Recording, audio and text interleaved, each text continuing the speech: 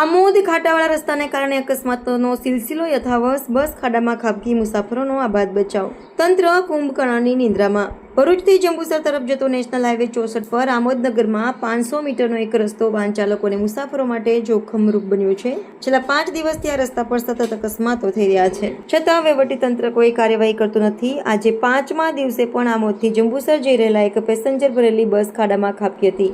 સદનસીબે બસમાં સવાર તમામ મુસાફરોનો આબાદ બચાવ થયો હતો. મુસાફરોને ગંદકીવાળા કાદવ કીચડમાંથી ઉતારવામાં આવ્યા હતા. આ ઘટનાને કારણે ટ્રાફિક જામના દ્રશ્યો પણ સર્જાયા હતા. સ્થાનિક લોકોની મદદથી બસને ટ્રેક્ટર વડે બાંધીને બહાર કાઢવામાં આવી હતી. આ પહેલા પણ આ રસ્તા પર ટ્રક, 2 4 વ્હીલર અને 1 4 વ્હીલર બીટ ગાડી પલટી મારી ચૂકી છે. આ રોડ પર ઠેર ઠેર ખાડા, ભૂવા, ખુલ્લી ગટરો અને ઉડતા મેટલને કારણે વાહન ચાલકોને જીવના જોખમે મુસાફરી કરવી પડે છે. આ ઉપરાંત ધૂળની ડમરીઓ અને કાદવ કીચડને કારણે પરિસ્થિતિ વધુ ગંભીર બની છે. સ્થાનિક મીડિયા દ્વારા આ સમસ્યા અંગે વારંવાર અહેવાલ પ્રસિદ્ધ કરવામાં આવે છે, પરંતુ જાડી ચામડી ધરાવતું તંત્રના પેટનું પાણી હલતું નથી. શું તંત્ર કોઈ મોટી દુર્ઘટના થવાની રાહ જોઈ રહ્યું છે? શું કોઈનો જીવ ગયા પછી જ આ રસ્તાનું સમારકામ થશે?